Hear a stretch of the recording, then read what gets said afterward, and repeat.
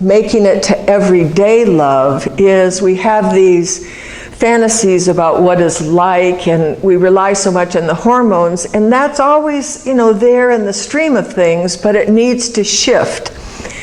So, as you can imagine, when you meet somebody at 50 years old and you've lived most of your life by yourself, you're pretty set in your ways. Can we agree on that?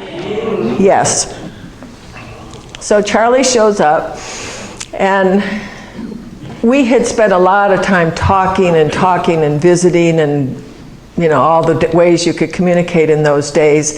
And it was the first time I ever really knew someone before I even knew what he looked like. And before I was so into, he's got to be tall, and he's got to be slim, and he's got to have long fingers. I don't know what that was about, but that was my vision. So Charlie shows up, and we hit it off immediately, and I can remember the first moment that we met. And mind you, my friends were just freaked out because it was the beginning of the internet, and they thought, well, what if he's an axe murderer, and they were all concerned about that. And of course, I guess that's a reasonable concern, but when we met, every cell in my body said, this is going to be just fine. Yeah, this is going to be just fine. So then we started the real phase of our time together. And one day Charlie went out and he bought these brown cereal bowls. Now, mind you, I'd been living together, having things just how I wanted it for 50 years. And he brought these cereal bowls into the house, and I remember inside I said, these are so ugly. But what do you do, what do you do? And so it was a great moment for me in the transition from romantic love to everyday love, because it occurred to me I could just go out and buy some cereal bowls that I liked.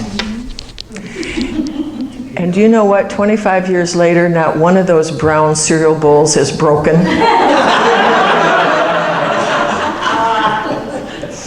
And every time I look at them, I think of compromise, compromise, compromise. Yeah, so love, romantic love, everyday love, and just being able to connect with other human beings. And it is the good news that we don't have to love everyone, but I do this, and I don't know if you do this, but sometimes when I'm just watching us humans out in the world, and I see somebody that looks like they're having a bad day, do you ever shoot them a little dose of love? How many of you do that? Yeah. And I just keep the faith that they actually receive it. I just think that they actually receive it. So I think of love as the very magical power, a force that can change the world. And I know I'm in a room full of people who get that very easily. So I want to just talk about one other part of love that was totally unexpected for me. And it had to do with, I'll read my experience. The title of it is, We Are All in This Together.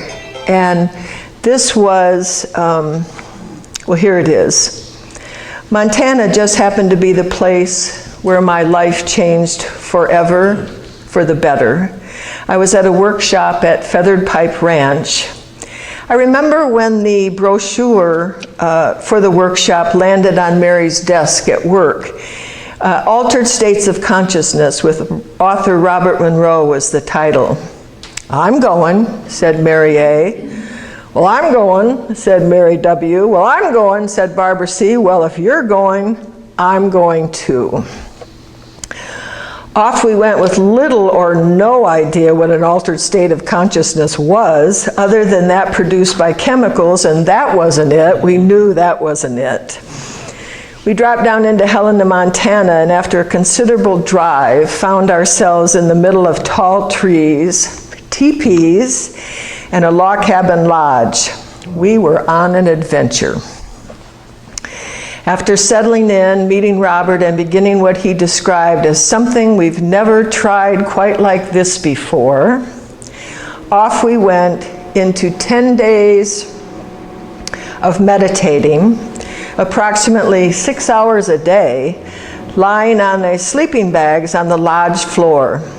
Mind you, I had never meditated before this experience. I shall never forget what happened on the last Saturday night after a week of going inside to see what's up.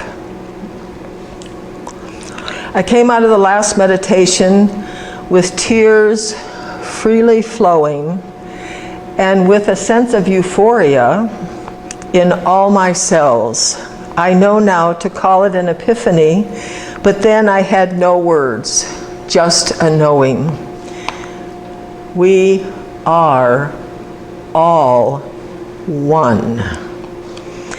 It was a very unexpected, out of the blue gift that changed me forever. I'll never forget being in that lodge, and all of a sudden I went, oh my, we're attracted to everyone. And then a little bit of time would pass and I go, oh my, we're attracted to the trees and the fish and the birds and everything and everyone. A knowing of the connectedness of all beings. It was very unexpected. I've wondered at times since then, is this just my truth? It seems to be much larger and universal than just my truth. I know I'm not the first to write of it. I do hear others saying we are all one. I wonder, do they feel that as a deep and profound truth? All one. All in this together, acting accordingly. The foundation of love, the foundation of the most powerful love is to realize that we're all in this together. We do have our romantic love, we have our everyday love. We are love. I heard it said in this room this morning, that's why I feel like I'm on common ground. I'm hanging out with people who are like-minded and like-hearted. So, when we leave today and activate that sense of love and keep it with us and keep that circle of love around us, what a different day we'll have. I want to thank you for inviting me here today. Thank you, Jack, for saying yes. And that is the Love TuneUp.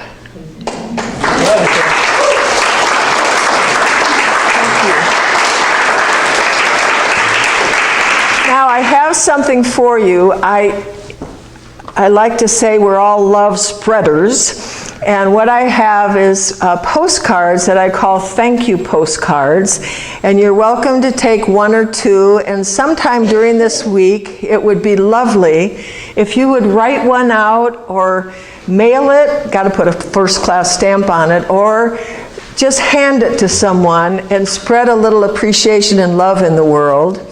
And here's another thing that I hope you'll use. It's a little card we call the Heart Hoppers, and they're little messages.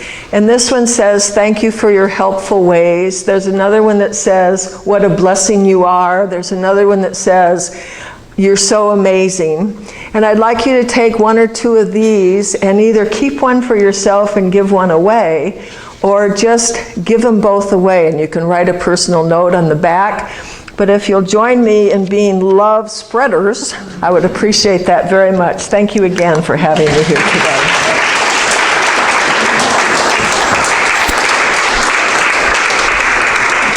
Thank you. Lovely.